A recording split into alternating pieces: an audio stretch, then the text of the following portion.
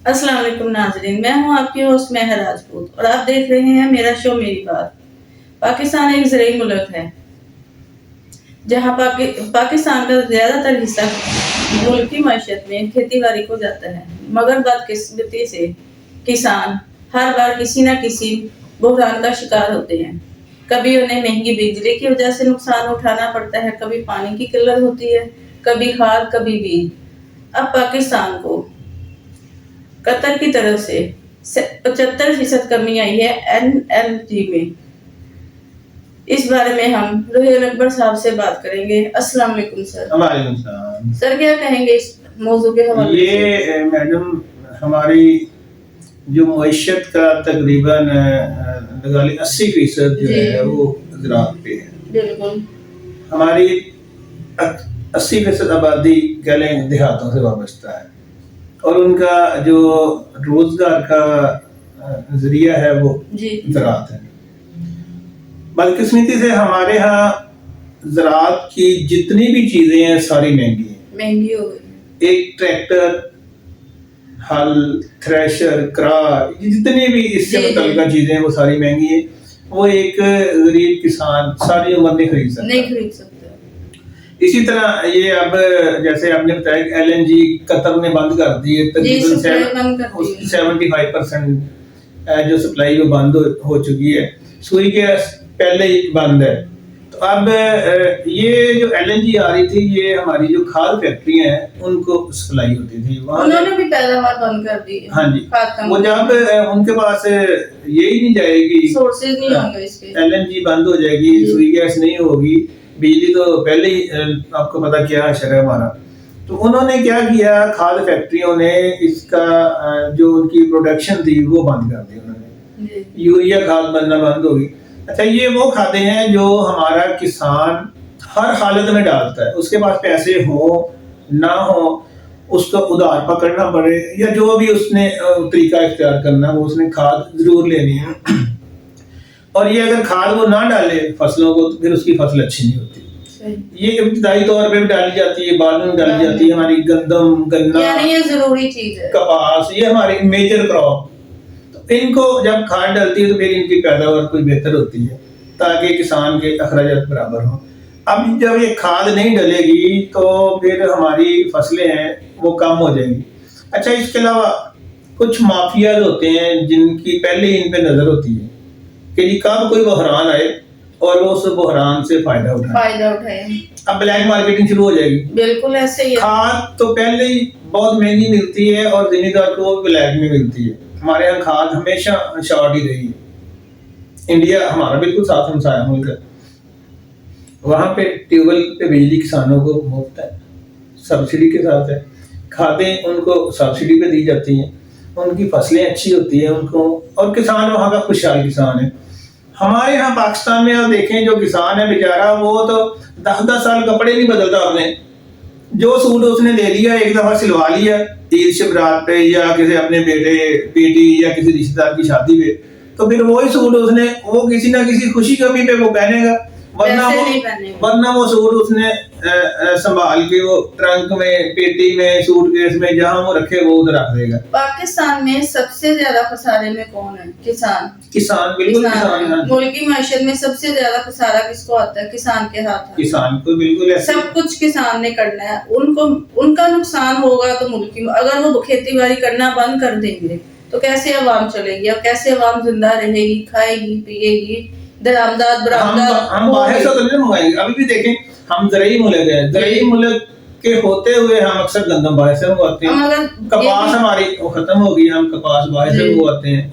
सिर्फ ले दे के गन्ना है हमारे पास, गन्ने के काश्तकार वो भी बेचारे तंग हैं, परेशान हैं। और पिछले दिनों तो आपको याद होगा कि चीनी हमने बाहर से मंगवाई थी, जिसके स्कैंडल बड़े निकले, वो करोड़ों अरबों रुपए के उसमें फ्रॉड हुए। मगर कुछ नहीं होता हमारे यहाँ, जितना बड़ा मैं समझता हूँ फ्रॉड करने वाला हमारे यहाँ कामयाब है, उतना शायद ही किसी और मुल्क में हो। इधर देखें छोटे छोटे, ये अभी रमजान शुरू है, रमजान आया और साथ ही महंगाई होगी। बिल्कुल ऐसे ही चीजों की कीमतों पर लग गए।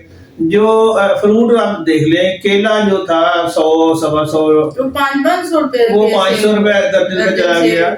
अमरूद जो 100 रुपए वो रेडी वाले दुकानों वाले वो आवाजें लगा रहे होते थे, आजकल अमरूद जो है 400-500 रुपए किलो अमरूद तो बिक रहा है। गरीब आवाम ने क्या खाना, क्या पिया? गरीब आवाम तो सिर्फ सोच सकती है, देख सकती है। हमारा किसान जैसे वो कई साल कपड़े नहीं बनवाता है, कई साल जूते नहीं अपने बनवाता है, टूट जाए तो मोची के पास चला जाता है, वहां से वो टांका लगवा लेता है, कमीज फट जाए तो वो सिलाई नहीं, अब ये जो किल्लत आ रही है एनर्जी की, हाँ जी। इसका क्या असर होगा? एलएनजी की जो किल्लत आएगी उसका सबसे बड़ा नुकसान तो अभी से शुरू हो गया ना। आज कतर ने गैस बंद की गैस बंद है कर और दी। आज ही हमारी जो प्रोडक्शन कंपनियां हैं, खाद बनाने वाली कंपनियां हैं, उन्होंने अपनी प्रोडक्शन रोक दी। अब देखें खाद की किल्लत पैदा हो देखिए वो बाहर से मंगवाएंगे, जिनके पास खाद पड़ी हुई है वो अब खाद को क्या करेंगे, रोक लेंगे, स्टॉक, वो ब्लैक में सेल ब्लैक करेंगे। में जिम्मेदार आएगा, उसको कहें जी खाद नहीं है, तो फिर जिम्मेदार तो मजबूर है ना, वो अगर खाद नहीं डालेगा तो उसकी फसल ही नहीं अच्छी होगी, उसको प्रॉफिट नहीं आएगा। इसलिए उसने हर हालत में खाद लेनी है। तो ये अब ब्लैक मेलिंग का एक मैं समझता हूं सबसे अच्छा आसान मौका है ये अमवाद परस्तों के पास। वो अब इनको ब्लैकमेल करेंगे, खुल के ब्लैकमेल करेंगे, उनकी मजबूरियों से फायदा उठाएंगे। वैसे भी हम लोग मजबूरियों से, दूसरे की मजबूरियों से फायदा उठाने में बड़े माहिर हैं। ये हर साल होता है किसानों के साथ, कोई ना कोई इशू चलता है, उन गरीबों को तो कोई रिलीफ नहीं मिल रहा। नहीं, उनको कोई रिलीफ नहीं मिल रहा, उनको तो किसी तरफ से रिलीफ नहीं मिल रहा। ये वैसे गवर्नमेंट ने किसान कार्ड शुरू किया हुआ, किसान कार्ड का अभी ये है कि वो उस कार्ड से अपनी कुछ ना कुछ चीजें खरीद लेते हैं, ये ज़रूरी इजनास से मुतल्लिक़, ताकि वो उनका काम ना रुके। हमारे देखें जिम्मेदार जब फसल उठाता है ना, फसल जब उठाने से पहले उसके पास पैसे खत्म हो चुके होते हैं, लोगों का कर्जई हो चुका होता है, लोगों के उसने पैसे देने होते हैं। तो जैसे ही लोगों को पता चलता है कि इसकी ये फसल तैयार है, वो पहुंचना शुरू हो जाते हैं, भाईजान मेरे पैसे, भाईजान मेरे पैसे। तो वो इसी चक्कर में वो फसल औने पौने जैसे भी है, जैसे गंदम के अभी किसान रुल रहे हैं, उनके पास खरीदारी कोई नहीं था, गवर्नमेंट ने गंदम नहीं खरीदी और उनकी गंदम रुल गई। वो गंदम फिर एंड पे क्या किया उन्होंने, जैसे तैसे करके उन्होंने बेची ताकि अगली फसल तो लगा सके ना। जब उनके पास पैसे नहीं होंगे तो वो अगली फसल कैसे लगाएंगे, अगली फसल नहीं होगी तो फिर उनका गुजारा कैसे होगा, पाकिस्तान की मईशत कैसे चलेगी, हमारी ज़राअत, हम तो एक ज़राई मुल्क है और ज़राई मुल्क के होते हुए हम बिल्कुल मैं समझता हूं दूसरों पे इन्हिसार करते हैं, तो ये एक अच्छी बात नहीं है। हमें अपनी ज़राअत पे फोकस करना चाहिए, हमें अपने किसानों को खुशहाल करना चाहिए, अपने किसानों को मराद देनी चाहिए और उनके हमारे देहातों में अच्छे स्कूल होने चाहिए ताकि उनके बच्चे वहाँ पे अच्छे स्कूलों में पढ़ सके। हमारे सरकारी स्कूल वहाँ पे एक ना होने के बराबर है।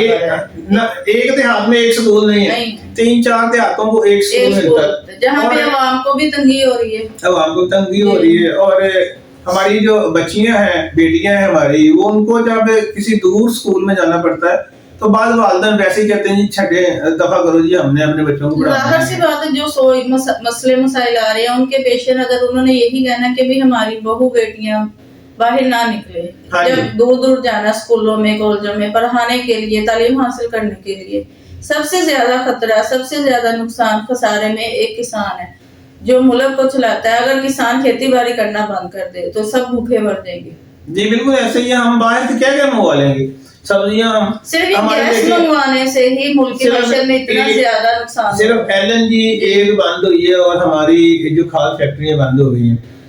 इसके अलावा देखें हम 75% कमी हुई है, कोई कम कमी नहीं है। हम सब्जियां भी बाहर से मंगवाते हैं। अब देखें आलू के काश्तकार बेचारे रुल गए। आलू के काश्तकार की उम्मीद होती है कि जब हमारा आलू तैयार होगा, फसल तैयार होगी, वो बिकेगी तो हमारे पास पैसे आएंगे।